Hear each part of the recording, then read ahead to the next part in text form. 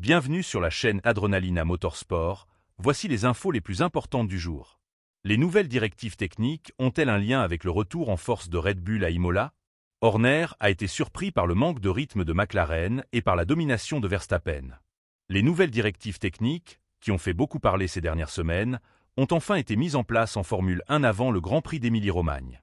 Et la grande question est, à quel point cela a-t-il affecté le rythme de course de McLaren et de Red Bull? Après tout, Max Verstappen a pris une belle avance dès le départ, en dépassant Oscar Piastri au premier virage. On sera tous plus proches les uns des autres, la température sera plus basse et l'asphalte plus irrégulier, avait déclaré Piastri avant la course, montrant clairement qu'il ne s'attendait pas à un week-end aussi fort qu'à Miami, où McLaren avait dominé. Et il avait vu juste, l'équipe de Woking n'a pas montré assez de performance pour rivaliser avec la Red Bull de Verstappen.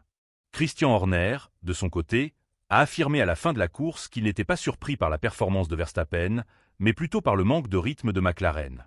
Le site The Race rapporte que, dans tout ce contexte, les équipes ont reçu 2 directives techniques de la FIA le lundi 12 mai. La première concernait les zones grises que certaines écuries auraient pu exploiter autour du système de mesure de la planche d'usure.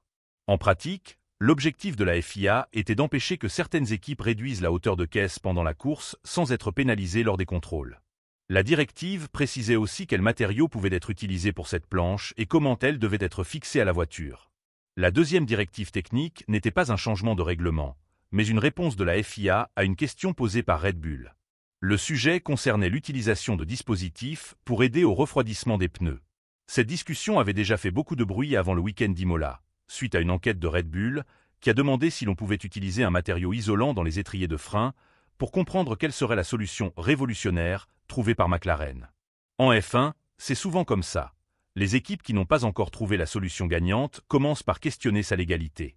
Si la FIA l'approuve, alors tout le monde tente de copier. Andrea Stella, le patron de McLaren, a déclaré en conférence de presse que les autres équipes se concentraient sur les mauvaises choses. J'espère qu'il y aura encore des histoires comme celle-ci à l'avenir, ça voudra dire que les concurrents se trompent de priorité. Et ça ne peut que nous aider. McLaren affirme que rien n'a changé pour le GP d'Émilie-Romagne. La MCL 39 d'Oscar Piastri, par exemple, a été contrôlée par la FIA après Miami et tout était conforme. Verstappen, lui, ne veut pas tirer de conclusions trop hâtives. Le Néerlandais pense que la force de Red Bull à Imola est liée au tracé spécifique du circuit. Je pense que c'est vraiment propre à cette piste. À chaque fois qu'on a été très compétitif, c'était sur des circuits avec beaucoup de virages rapides, a-t-il déclaré en conférence de presse. On a apporté des évolutions, bien sûr, et je pense qu'elles fonctionnent. Mais maintenant, on va à Monaco, et comme on le sait, ce n'est clairement pas notre meilleur circuit.